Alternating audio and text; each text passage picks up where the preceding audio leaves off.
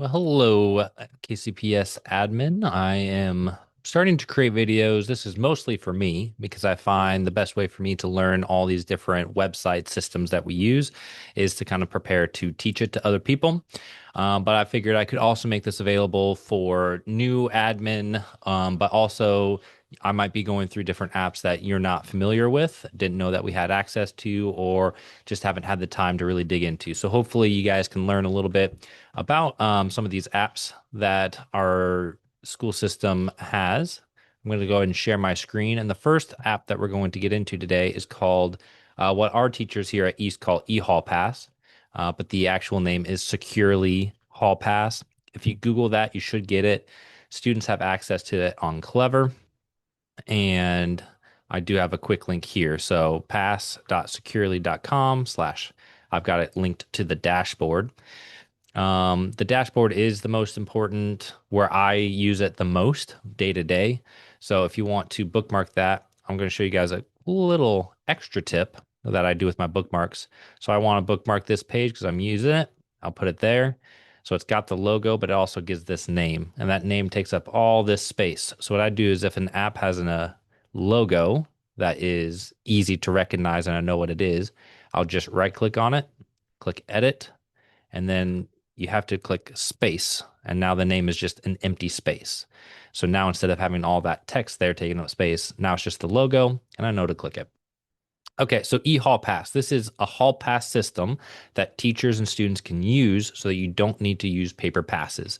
The district has this set up. It's through Clever, so all the students are automatically on there. All the teachers are automatically on there. It's ready to go. I just don't think that this has been advertised. The East team has just been using this for multiple years. So when I came here, this was kind of like something I had to learn that teachers were using. I know a few other schools have started using it as well. Super useful because there are some restrictions that you can build into these pass systems that help it out. It is one of those, you could kind of do it as an option, but then the limits don't mean as much. So I think the best case scenario is the whole school is just this is how we do our pass system, and there's really good benefits for it. For one, what I tried to push for last year, what we're going to try for is students can only use a pass through this system and they have to have their iPad with them to show the pass. Students can actually open up the app, create the pass, it gets approved by the teacher, and then the students will carry their iPad with them. And so if I see a student walk in the hall, they can just show me their iPad and I can easily see it's big and it's green. Hey, I'm on a pass, and they're clear to go. Um, and that's going to incentivize both that we're using the pass system, but also students have their devices. And so you can just put a limit like, hey, if you do not have your iPad, then and it's not charged, you don't get to use passes. And so that would be a beneficial use right there. Now, we're not in the actual school year, so on the dashboard, you're not going to see any information. And it's already moved on to it transfers in July, so it's already into next year. So I can't like go back. But on this, you can see it starts off at default with my passes. As an admin, I always click over to all passes. So I'll click here. Oh, I already did. It defaults here to my passes, and shows you what passes you've given for the day. I'm going to click all passes, and then you can look at active or active and ended, and then you can see what teachers and what teachers have assigned passes. I've used this when we call hall freeze, and the students down there, no, they wrote me a hall pass is on there. I can just pull this up. I can see it, either clear them or say, hey, you're a liar. Um, you get the punishment. So you can view all the passes there.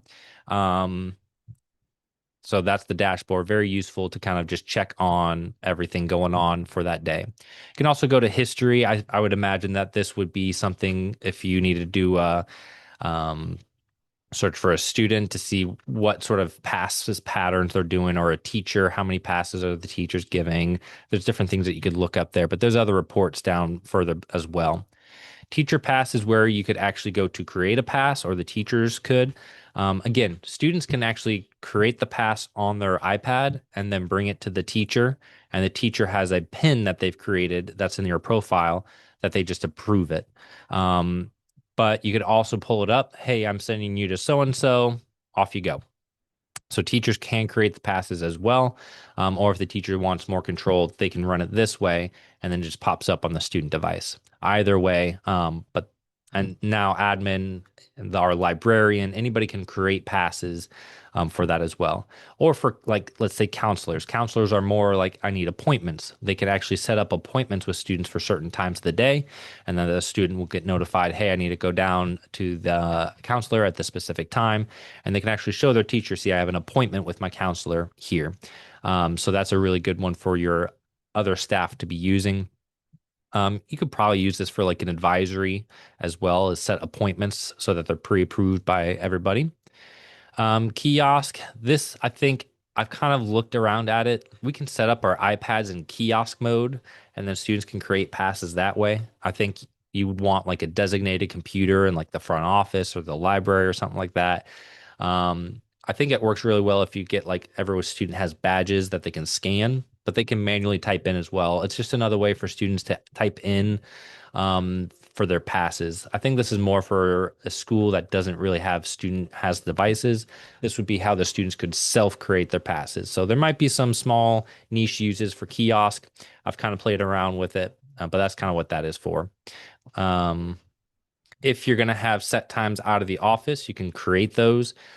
Here you can see that our librarian uses this. So that way, if a student's asking to go to the library and a teacher goes to write the pass, it's just going to flag it and say, hey, the librarian is not available. They're out of office. So now they can just tell the kid, you're not walking all the way there, walking all the way back. She's not there. We're not going. So out of office is pretty useful if counselors or librarians, admin people use it to let people know, don't write a pass to me at this time. Before we jump down to the admin control panel, which for you VPs or principals, super useful tools down there, I want to point out that there are some documents down here. And these have some really good stuff. Like it has a one pager for your substitutes. So when the substitutes come in, they can generate a pin for them so that they can actually use this with their students. The students can come up, the substitute has a pin they can put in to approve passes, and now your substitutes are actually part of the pass system.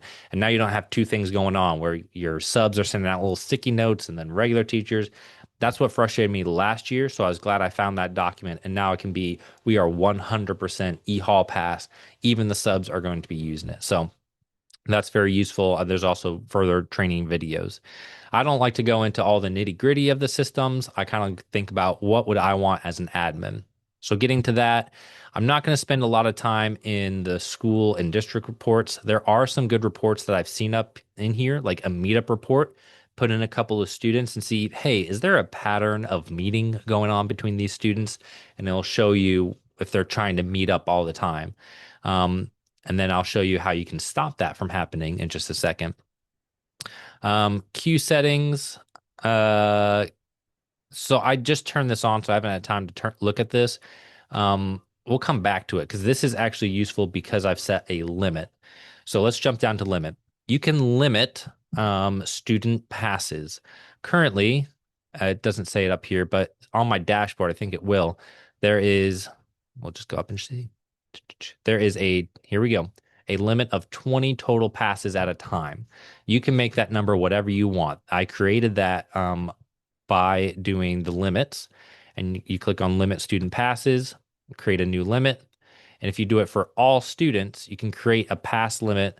I think this one is actually students are only allowed one pass per day. So you can have one pass per day as your reason. The start date would be the start of the school year, end of the school, and it can repeat daily. So students are only allowed one pass, two pass, whatever it is, for each day. So that way, what happens is if a student tries to create another pass in the day, it's going to flag and let that other teacher know this student's already had a pass. They've already gone to the restroom.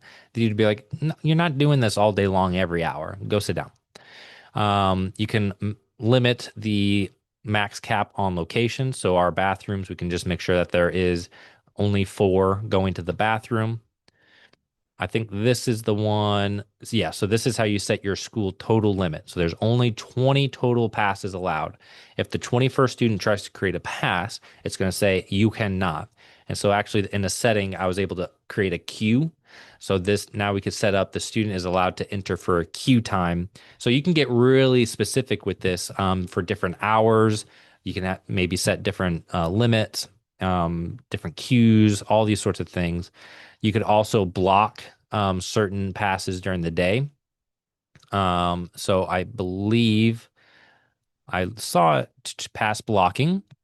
If you go to pass block, I can create, because one thing that really frustrates us is during lunch, other classes sending their students to the bathroom because at our lunch period, just because of security and admin, we've only got the top fourth floor bathrooms open for the lunch students. But then when we have all the other students coming from all over the building, it just gets crowded. So we've tried to tell teachers, like, don't do passes. You could actually limit no passes during the lunch hour.